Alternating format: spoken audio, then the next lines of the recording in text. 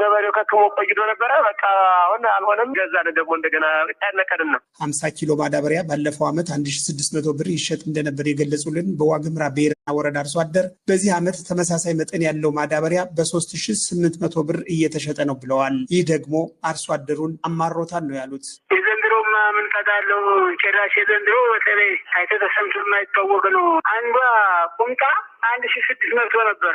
አሁንማ አንዱ ቁምጣ 3800 ነው። በጣም ይከብዳል። ዝም ብሎ ነው አሁን ነገር ምናልባት ህዝቡም እየተማረረ ያለው። በምዕራብ ጎጃም ዞን አስተያየታቸውን የነገሩን ሌላ አርሶ አደር የማዳበሪያ ዋጋ አርሶ አደሩን በሙሉ አቅሙ ወደ ግብርና ስራው እንዳይገባ አድርጎታል ብለዋል። በማዳበሪያ ሰበብም ሌሎች ተጨማሪ ክፍያዎችን ከፍላጎታችን ውጭ እንጠየቃለን፣ ለምን ብለን ስንጠይቅም እንንገራገራለን ሲሉ አስተያየታቸውን ለዶቼ ቬለ ተናግረዋል። መጀመሪያ 8500 ነው ያሉ አንድ ኩንታል። ከዛ በላይ ማይቀጥሉት ማይጨምሩት ማያመጡት ገንዘብ ከምንም ጋር ያልተያያዘ 10 ሺህ አድርሰውታል። ከየትም ብለው ያምን 4000 ብር ነው አንድ ኩንታል የነበረ። እጥረት የለም። ከችግሩ ከውስብስቡ ችግር ጋር የአንድ ኩንታል የመግዛት አቅም የለውም ብለን መልስ ሰጣቸው ያንገራግሩናል። በአምናው ዕለት የቀረበው ምርት 3/4 አይገኝም። ከጦርነቱ የበለጠ ረሃብ በሀገሪቱ እንደሚገባ በምክትል ርዕሰ መስተዳድር ማድረግ የገጠር ክላስተር ልማት አስተባባሪና የአማራ ክልል ግብርና ቢሮ ኃላፊ ዶክተር ድረስ ሃሉ የማዳበሪያ ዋጋ ከዶላር ዋጋ ማደግ ጋር ተያይዞ መጨመሩን አመልክተው ሆኖም ክልሉ በአንድ ማዳበሪያ የ3600 ብር ድጎማ ማድረጉን ገልጸዋል። ዋጋ የጨመረበት መሰረታዊ ምክንያት አንደኛው የዶላር ምንዛሬ በብሔራዊ ባንክ በተደረገው ማሻሻያ መሰረት በማክሮ ኢኮኖሚ ማሻሻያ ገንዘብ ዲቫልዩ ስለተደረገ በዛ ምክንያት ዋጋ እንዲጨምር ሆኖብናል። ነገር ግን በክልላችን ይሄ ጭማሪው በአንድ ኩንታል ይኖር የነበረው ዋጋ የዳፕን ወስደን ብናይ ከ12000 ብር በላይ ነው። በኩንታል 17600 ብር በላይ ነው የሚሆነው።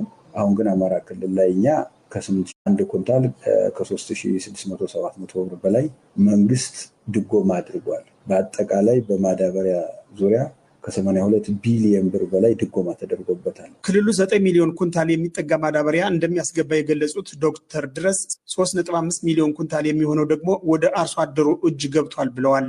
የአማራ ክልል ባለፈው ዓመት 170 ሚሊዮን ኩንታል ምርት የሰበሰበ ሲሆን በ2017-18 ዓ.ም ደግሞ 187 ሚሊዮን ኩንታል ምርት ለማምረት ማቀዱም ታውቋል። ለዶቼ ቬለ ዘገባ አለምነው መኮንን። የመጨረሻው ዘገባ አድማጮች ወደ አሜሪካ ነው የሚወስደን። በዩናይትድ ስቴትስ ፕሬዚደንት ዶናልድ ትራምፕ ትዕዛዝ በካሊፎርኒያ ግዛት የተካሄደው የስደተኞች አሰሳ ያስከተለው ተቃውሞ በጸጥታ አስከባሪዎችና ሰልፈኞች መካከል ግጭት አስከትሏል። ፕሬዚደንቱ ከበርካታ አስርት ዓመታት በፊት የጥቁሮችን መብት ለማስከበር ፌዴራል መንግስት የወሰደውን ብሔራዊ ዘብን ያሰማሩበት እርምጃ ከካሊፎርኒያ ግዛት ክስ አስከትሏል። ሎስ አንጀለስ ከተማ ላይ የአሜሪካ የኢሚግሬሽን እና የጉምሩክ ፖሊሶች ከአርብ ጀምረው ህገወጥ ስደተኞች ይገኙባቸዋል ተብለው በሚገመቱ የተለያዩ የንግድ ስፍራዎች ፍተሻ ማካሄዳቸው በስደተኛ ነዋሪዎች ብዛት የሚታወቁትን የሎስ አንጀለስ እና አካባቢውን ከተማ ነዋሪዎች አስቆጥቷል። ሁኔታው በምን ደረጃ ላይ ይገኛል? በቀጣይስ ወዴት ያመራል? ከዋሽንግተን ዲሲ አበበ ፈለቀን በጉዳዩ ላይ ስቱዲዮ ከመግባቴ በፊት ባጭሩ በስልክ አነጋግሬዋለሁ። አበበ እንዴት አደርክ? እናንተ ጋርም እንግዲህ ሰላም ማጣት እየመጣ ይመስላል። ምንድን ነው የተፈጠረው ሎስ አንጀለስ ካሊፎርኒያ አካባቢ? ለዚህ ለተባባሰው ነገር የዳረገው መንስኤው ምንድን ነው? እስቲ ከሱን ጀምር።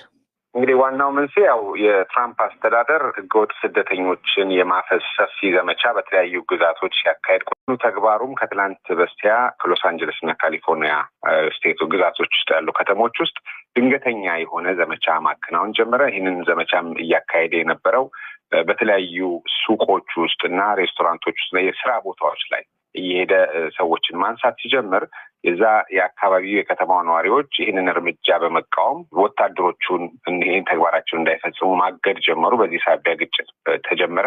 ያው የክልሉም የከተማዎቹም የደህንነትና የፖሊስ ሰዎች እርምጃ መውሰድ ላይ ያሉ ዶናልድ ትራምፕ ያለ ክልሉ ጥያቄ ወይም ፍላጎት በተለምዶ ፈጥኖ ደራሽ ኃይል ለመላክ ክልሎች ናቸው የሚጠይቁት። አልቻልንም እናግዘን ሲል ነው ፌዴራሎች የሚገቡት። ግን ዶናልድ ትራምፕ በክልል ውስጥ ያሉ የፌዴራል ቢሮዎች ጥበቃ ስለሚያስፈልጋቸው በሚል አዲስ አዋጅ አውጥተው ፈጥኖ ደራሽ ኃይል ላኩ። ያ ነገሩን እያባባሰው አሁንም እንግዲህ ያው ሰጣ ገባውና ግጭቱ እንደቀጠለ ነው ያለው። እንግዲህ ሰልፍ የወጣው ስደተኛው ብቻ እንዳልሆነ ህብረተሰቡም እንደሆነ ነው የሚሰማውና ትራምፕ ያተኮሩት ህገ ወጦች ላይ ከሆነ ተቃውሞውን ያባባሰው ብሔራዊ ዘብ መላካቸው ነው የሚሆነው ወይስ በትክክል ምንድን ነው ህብረተሰቡ እዚህ ጋር ያለው ስሜት? ዋናው መነሻው ህብረተሰቡ ነው። ምክንያቱም እነኚህ ካሊፎርኒያ፣ ኒውዮርክ፣ ዋሽንግተን ዲሲ፣ ቺካጎ እና የመሳሰሉ ግዛቶች በአብዛኛው የኢሚግራንት ሳንክቹዋሪ ሲቲስ ይባላሉ። ለኢሚግሬሽን ወይም ደግሞ ለህገወጥ ስደተኞች እንደ መጠለያ የሚያገለግሉ በዲሞክራቶች የሚመሩ ሰብአዊ የሆነ ርህራሄ ተግባር ላይ ሊውል ይችላል የሚል እሳቤ ያላቸው የስደተኞች ጉዳይም በትክክለኛ ህግ ሊመራ ይገባል የሚሉ ናቸው። ስለዚህ የአካባቢው ነዋሪዎችም ለዚህ ጉዳይ ተቃውሞ አላቸው። በአብዛኛው እዛ አካባቢ የሚኖሩ ሰዎችም ደግሞ በአንድ ወይም በሌላ መንገድ ከስደተኛው ጋር የተዛመዱ እነሱም ከዚህ ቀደም ስደተኛ የነበሩ ሰዎች ናቸው። የመጀመሪያው ምክንያት አካባቢው ያለው ሰው የፖለቲካ አመለካከቱ ከትራምፕ አስተዳደር ውሳኔ ጋር ስለሚቀረን ነው። ሁለተኛው ግን ነገር አስተዳደር ውሳኔ ጋር ስለሚቀረን ነው። ሁለተኛው ግን ነገር አበርዳለሁ ብለው ተጨማሪ ኃይል መላካቸው በራሱ ደግሞ ነገሩን እየባሰ አባብሶታል። እንግዲህ የካሊፎርኒያ ግዛት አስተዳደር ይሄን ነገር ለክስ እንደሚያቀርብ ወይም እንደሚከስ ተናግሯል እና ወዴት ያምራል? አሁን ይሄ የሆነ ፍጥጫ የተፈጠረ ይመስላል። እንደዚህ አይነት ባለ ሁኔታ የፌዴራሉ መንግስት ከክልሉ መንግስት ፍቃድ ውጪ ሰራዊት ልኮ የሚያውቀው በድሮ በጥቁሮች መብት ክርክር ወቅት የደቡብ የሚባሉ ግዛቶች የጥቁሮችን መብት አላከብርም ባሉበት ሰዓት ነበር እና ለመጀመሪያ ጊዜ ምናልባትም ከ50-60 ዓመት በፊት የተፈጸመ ተግባር ነው። ስለዚህ የካሊፎርኒያው ገዢ ይህንን ጉዳይ ወደ ፍርድ ቤት ይዘው እንደሚሄዱና ዛሬ ክስ እንደሚመሰረት ገልጸዋል። ከዛ በተጨማሪ ግን ጉዳዩ እየባሰ እና እየተቀጣጠለ ከሄደ ወደ ሌሎችም ክልሎች የመዛመት ሁኔታ ሊፈጥር የሚችል ይመስላል። ከዛ በተጨማሪ የ2026 ላይ የአጋማሽ ምርጫዎችም ይካሄዳሉ። ይሄ ጉዳይ እንደ አንድ የፖለቲካ ውይይት ተነስቶ እንደ አንድ የፖለቲካ መነሻ ሀሳብ ተነስቶ የዋይት ሀውስን የተወካዮች ምክር ቤትና የሴኔትንም ፉክክሮች የበለጠ እንደገና እንደ አዲስ ሊያዋቅሩ ይችላል የሚል ስጋት ነው ያለው። እንግዲህ የሚሆነውን ውሎ አድሮ ምናየው ይሆናል። አበበ፣ ለጊዜ ለቃለ መጠይቁም በጣም አመሰግናለሁ። አበበ ፈለቀ ከዋሽንግተን ዲሲ። አመሰግናለሁ ሸዋዬ። ህወሓት ፌዴራል መንግስት ትግራይ ክልል እንዳይረጋጋ ለማድረግ እየሰራ ነው ማለቱ፣ ቤንሻንጉል ጉሙዝ መተከልና ከማሼ ዞን የተፈናቀሉ አርሶ አደሮች ወደ ግብርና ስራ መመለሳቸው፣ በአማራ ክልል አርሶ አደሮች የማዳበሪያ ዋጋ መናሩ ችግር እንዳስከተለባቸው መግለጻቸው፣ እንዲሁም በአሜሪካዋ ሎስ አንጀለስ ከተማ ትራምፕ ላይ የተነሳውን ተቃውሞ የተመለከቱ ዘገባዎችን ያካተተው የምሽቱ የዜና መጽሔት ጥንቅር በዚሁ አበቃ። የምትከታተሉት ቦን ከተማ ከሚገኘው ዶይቼ ቬለ የሚተላለፈውን